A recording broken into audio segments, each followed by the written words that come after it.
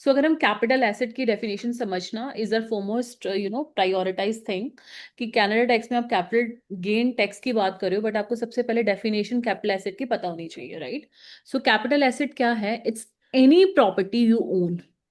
Canada के अंदर अगर आपके पास कोई भी ऐसी प्रॉपर्टी जिसकी ओनरशिप आपके पास है, but it is not held primarily for sale in the ordinary course of business, मतलब वो आपका स्टॉक आइटम नहीं है। सपोज आप ज्वेलरी का बिजनेस कर रहे हो कनाडा के अंदर, तो ज्वेलरी वाली जो आइटम्स है वो आपकी स्टॉक आइटम्स होंगी। क्या हम मान कह लेंगे कि वो कैपिटल एसेट है? नो। क्योंकि आप किसका बिजनेस कर रहे हो? आप ज्वेलरी का ही बिजनेस कर रहे हो। ऑन दी अदर हैंड, जो ज्वेलरी का बिजनेस कर रहे हो उसके लिए फर्नीचर या फिर अदर एसेट्स ये सारे, या फिर उसने कुछ शेयर्स में इन्वेस्ट करा हुआ है, क्या वो कैपिटल एसेट होगी? यस। जब वो होगी। जब आप उसे सेल करते हैं, किसी भी कैपिटल एसेट्स को डिस्पोज ऑफ करते हैं, चाहे आप सेल करें, किसी को गिफ्ट दें, ट्रांसफर करें, ये meant to be deem to sell, तो उसमें कैसे कैलकुलेशंस होंगे उसका हम प्रॉपर समझेंगे। But just to give you a quick recap, common examples क्या है कैपिटल एसेट्स के? आपके रियल प्रॉपर्टी में आपके जैसे लैंड, बिल्डिंग। लेकिन फिर आपका अगर आप रियल एस्टेट में हो और उसमें लैंड और बिल्डिंग का सेल और परचेज का काम है, फिर वो कैपिटल एसेट नहीं है, फिर वो क्या होगा? स्टॉक होगा। ठीक है? तो यहां पर लैंड और बिल्डिंग किस पर्सपेक्टिव से है कि आप रियल एस्टेट में नहीं हो। ओके? देन इसके अलावा आपकी प्रिंसिपल रेजिडेंट कॉटेज, कोई रेंटल प्रॉपर्टी, इवन अगर आपने शेयर्स, म्यूचुअल फंड्स, बॉन्ड्स वगैरह में भी इन्वेस्टमेंट करके रखी है, या आपकी इवन कोई पर्सनल प्रॉपर्टी है जैसे कार्स हैं आपकी, ज्वेलरी हैं, आर्ट कलेक्टिबल्स, ऑल्दो उनके ऊपर स्पेशल रूल्स अप्लाई होते हैं, बट वो है तो किसकी डेफिनेशन का पार्ट? Capital asset. इवन आपकी जो कई इंटेंजिबल एसेट्स हैं, जैसे हम बात करें गुडविल की, पेटेंट्स की, ट्रेडमार्क्स की, ये सारे हमारा कनेडियन रेवेन्यू एजेंसी कहती है कि उनके नॉर्म्स के अकॉर्डिंगली अगर हम चलें कनाडा के अंदर, ये सारे किसकी डेफिनेशन में आते हैं? कैपिटल एसेट्स के डेफिनेशन में आते हैं। ठीक है? अब यहाँ पर कुछ की डिस्टिंक्शंस हैं, उनको समझना रिक्वायर्ड है प्रैक्टिकली। अगर हम बात करें कैपिटल प्रॉपर्टी वर्सेस इन्वेंट्री की, तो अगर आपका काम बाइंग एंड सेलिंग हाउसेस का है बिजनेस, मतलब अगर आपका काम ही यही है, हाउसेस को इसलिए खरीदते हो ताकि बेच सको प्रॉफिट में, बीच में आपको जो भी मार्जिन हो रहा है, मतलब it's your trade part, it's your business. ठीक है? तो वो इन्वेंट्री है, तो 100% वो क्या होगा आपका? रेपुटेशन वाली बात है, वो आपकी बिजनेस इनकम है। लेकिन जी। यहां पर एक इंपॉर्टेंट कैच है। If it is a long term investment, चाहे आप रियल एस्टेट के बिजनेस में हो, पॉइंट टू बी नोटेड क्या है? हो सकता है आपके पास कोई ऐसा क्लाइंट आए, उसका रियल एस्टेट में ही है, लेकिन उसने कोई 10 साल के लिए प्रॉपर्टी जो है वो सेल परचेज के मोटिव से नहीं, 10 साल के लिए प्रॉपर्टी सिर्फ इन्वेस्टमेंट मोटिव से करके रखी है, क्या वो उसके स्टॉक का पार्ट होगा, इन्वेंट्री का? फिर वो क्या कैपिटल एसेट होगा? कैपिटल एसेट होगा। ठीक है? इवन कोई रियल उसका एस्टेट होगा, वाला हमारा भी, नहीं होगा ना। बिल्कुल, कोई रियल एस्टेट वाला भी जिसका ऑर्डिनरी कोर्स ऑफ बिजनेस में यही काम है, मतलब प्रॉपर्टीज खरीदना और बेचना, लेकिन उसने एक प्रॉपर्टी ऐसी खरीदी है जिसमें 10 20 15 साल के लिए इन्वेस्टमेंट करके छोड़ दिया, तो फिर वो प्रॉपर्टी क्या होगी? Capital asset, capital property. And just to make you acquaint with the fact कि जो भी हमारी ये प्रॉपर्टीज होती है, तो इसमें जो भी हमारा गेन आता है, only 50% of the gain is taxable. कितना? 50%। 50%। उसके बाद हमारी कुछ पर्सनल यूज की प्रॉपर्टीज होती हैं, जिसमें अगर सेल प्रोसीड जो है, डिस्पोजिशंस मतलब सेल प्रोसीड्स, वो कैनेडियन डॉलर्स 1000 से ज्यादा है। पर्सनल यूज के लिए कोई प्रॉपर्टी रखी है, तो अगर कैनेडियन डॉलर 1000 से ज्यादा है, they must be reported. Okay? Point to be noted. इसके साथ साथ जितने भी आपके गेन्स हैं वो सारे टैक्सेबल होते हैं, लेकिन जो लॉसेज हैं, लॉसेस, दे आर जनरली, आप उन्हें डिडक्टेबल नहीं होते, एक्सेप्ट कोई लिस्टेड आपके कोई कॉइन, स्टैम्प्स वगैरह, एक्सेप्शनल सर्कमस्टांसेस में। लेकिन जो लॉसेस है वो डेफिनेटली, अगर आपको प्रॉपर्टी वाले में से ही कैपिटल लॉस को कैपिटल गेन से आप सेट ऑफ जरूर कर सकते हो, लेकिन not in any other head of income. Point to be noted. अब यहां पर एक और इंपॉर्टेंट कैच है, प्रिंसिपल रेजिडेंस एग्जाम्पशन। अगर आपको गेन होता है, आपने एक ऐसे घर को बेचा है जहां पर आप रहते थे, gain on sale of your primary home, वो फुली एग्जाम्प्टेड होगा या पार्शियली एग्जाम्प्टेड होगा, वो केस टू केस वेरी करेगा। ठीक है? क्योंकि वो आपका कौन सा घर था जिसमें आप रह रहे थे, right? Sale of your primary home, suppose आपके पास दो घर हैं, एक में आप रह रहे हो और एक दूसरा आपने इन्वेस्टमेंट पर्पज के लिए छोड़ा हुआ है, और दूसरा वाला अगर बेचते हो, तो क्या उसमें एग्जाम्पशन मिलेगी? नो। क्या उसमें कोई एग्जाम्पशन मिलेगी? The answer is no. लेकिन जिसमें नो। रह रहे हो वही बेचा, तो वो डिपेंड करेगा केस टू केस कि फुली एग्जाम्पशन है या पार्शियल एग्जाम्पशन है। So we can say, as per the Canadian revenue agency जो हमारी डेफिनेशन है, property of a more permanent nature which is required to earn income और for personal use, and it is not intended for business purpose, for sale in the ordinary course of business, वो क्या है? Capital asset. और उस पर हमेशा कितना gain होता है? 50% टैक्सेबल होता है। ठीक है, अब हम बात करते हैं स्केड्यूल्स की, डिफरेंट डिफरेंट कौन सी आइटम कहाँ आएगी। अभी वो हम सॉफ्टवेयर पे भी स्टार्ट करेंगे, but before that real estate, depreciable property और जितनी भी हमारी प्रॉपर्टीज होती हैं, जो सेल प्रोसीड्स हैं आपकी लाइन 13199 में आती है। एडजस्टेड कॉस्ट बेस सारी एडजस्टमेंट्स के बाद नेक्स्ट लाइन में आएगा। एक्सपेंसेस उसके नेक्स्ट 13210 में, और गेन्स अब फाइनली रिपोर्ट करोगे 13220, और इसके हम अभी सॉफ्टवेयर में भी सीखेंगे। ठीक है, चलिए फर्दर प्रिंसिपल रेजिडेंस अगर आप है आपकी कोई, उसको आप सेपरेटली किस फॉर्म में रिपोर्ट करते हो, फॉर्म T2091 में। एंड ओनली एग्जाम्प्ट गेन, अगर आप प्रिंसिपल रेजिडेंस को बेचते हो सिर्फ एग्जाम्प्टेड, वो सारे गेन्स एग्जाम्प्टेड होते हैं। ठीक है, लेकिन कई बार ऐसी सिचुएशन भी तो हो सकती है ना, जिस घर में आप रह रहे हो पार्टली वो आप रहने के लिए यूज कर रहे हो, पार्टली आपने रेंट आउट करा हुआ है ना, या मे भी पार्टली ऐसे ही पड़ा है, तो फिर आपको पार्शियल एग्जाम्पशन मिलेगी। उसके बाद अगर हम बात करें इस फॉर्म के अंदर, शेड्यूल 3 के अंदर स्पेसिफिकली, सो जो प्रोसीड्स ऑफ डिस्पोजिशन इस लाइन में आ जाएंगे, एडजस्टेड कॉस्ट, लेकिन ये किसके कॉन्टेक्स्ट में है, शेयर्स, म्यूचुअल फंड्स और बॉन्ड्स। ऊपर जो हमने बात करी थी बेटा सेक्शन नंबर 1 में, वो किसका था, रियल एस्टेट वो वाली property. Properties, depreciable and other properties. फिर प्रिंसिपल रेजिडेंस सेक्शन 2 के अंदर आया, शेयर्स, म्यूचुअल फंड्स और बॉन्ड्स हमारे सेक्शन 3 के अंदर आए, उनका सेलिंग प्राइस इस लाइन के अंदर, कॉस्ट इसके अंदर, एक्सपेंसेस यहाँ, और गेन और लॉस फाइनली हम 19900 में रिपोर्ट कर देंगे। और कोई भी अदर प्रॉपर्टी जो बच गई वो आपके सेक्शन नंबर 4 में चली जाएगी। एंड शेड्यूल नंबर 3 में सबसे लास्ट वाला जो सेक्शन आएगा 19900 में, टोटल कैपिटल गेन या फिर जो लॉसेस एंड नेट आपका जो कैपिटल गेन है, हमें पता है कि 50% of the capital gain is taxable, वो उसमें आ जाएगा। ठीक है, अब हमारे पास एक केस स्टडी है। इस केस स्टडी में आने से पहले एक कॉम्प्रिहेंसिव केस स्टडी पे आते हैं, राज मेहता की। Just 1 second.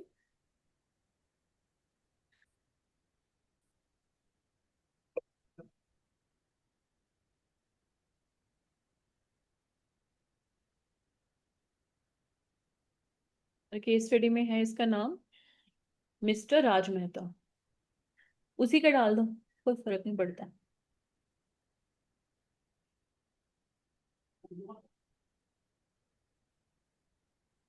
Is a resident of Ontario California.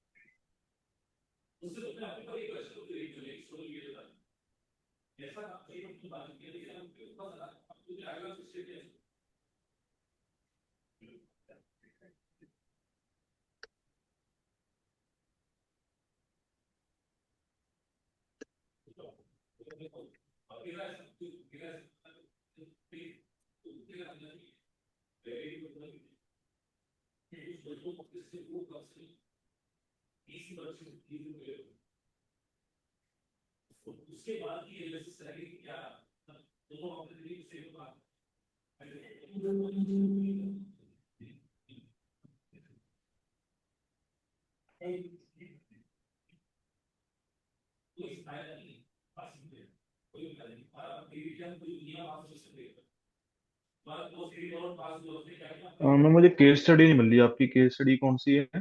Case study ये राज मेहता वाली, जहाँ पे ट्रांजैक्शंस इन 2024 है ना, sale of public company shares, page number 4 पे, page number 4। Okay. ABC company वाला राज में दे नहीं, रहा। एबीसी वाला तो अलग था, नीचे आप स्क्रॉल डाउन करोगे ना, हाँ, एबीसी कंपनी में जो शेयर्स इन्वेस्ट करे हुए, that's correct. Sale of public company shares 200 shares of ABC INC.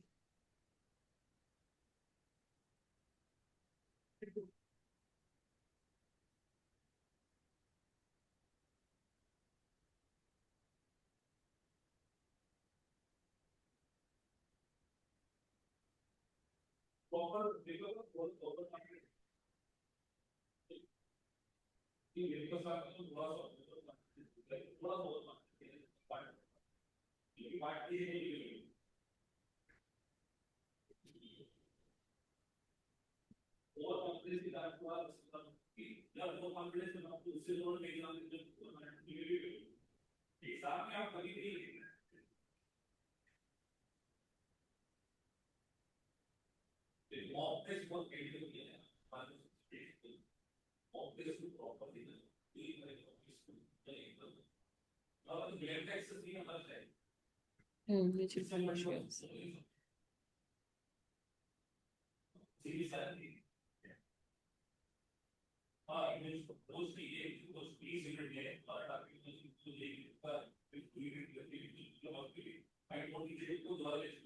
अच्छा, okay।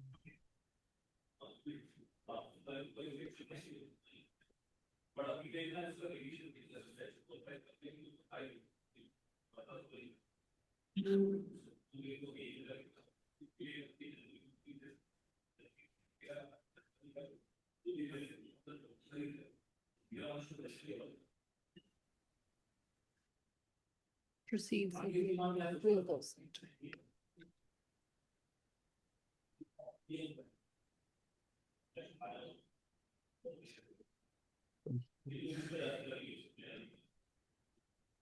और एडजस्टेड कॉस्ट बेस है 8500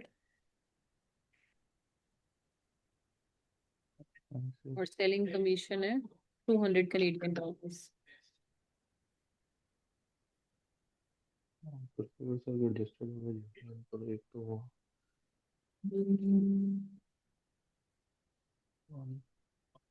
एक बढ़ दिया हमने, अब सेकंड वर्ड लेते हैं।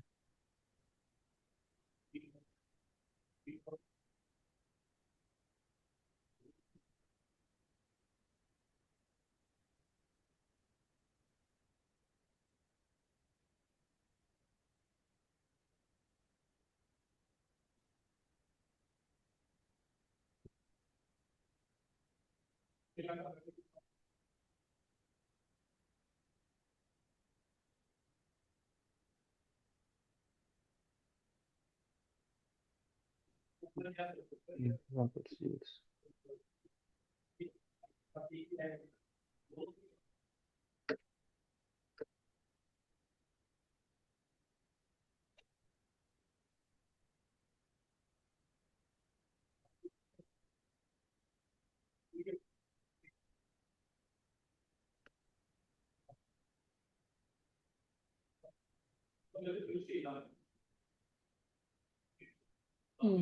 और एडजस्टेड कॉस्ट बेस है 17,500 म्यूचुअल फंड्स का, no expenses.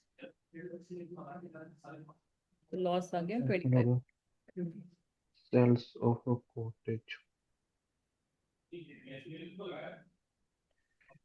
Court education property. इसमें ये नहीं बता वेकेशन प्रॉपर्टी। हाँ, तो प्रॉपर्टीज का आ गया ना।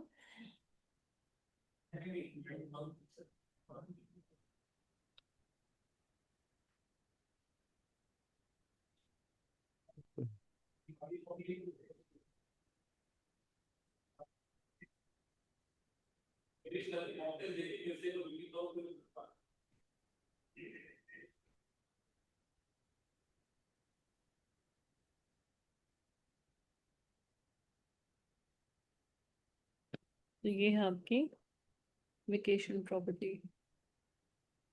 इसमें डाल दो पर्सनल यूज प्रॉपर्टी में जो है। इसका क्या है सिनेरियो? प्रोसीड्स हैं 2,20,000 Canadian dollars. Real estate personal use में सही रहेगा। पर्सनल यूज वाली प्रॉपर्टी है।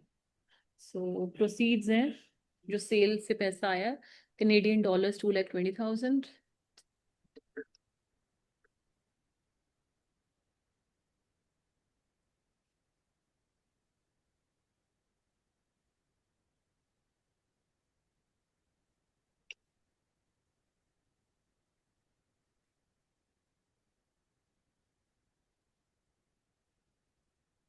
Adjusted cost base 1,80,000 Canadian dollar है फिर, एंड एक्सपेंसेस भी है 10,000।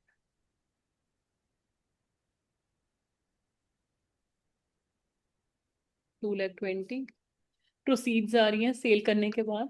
एंड एक्सपेंसेस जो एडजस्टेड कॉस्ट बेस का एक्सपेंसेस है $1,80,000 है बेटा।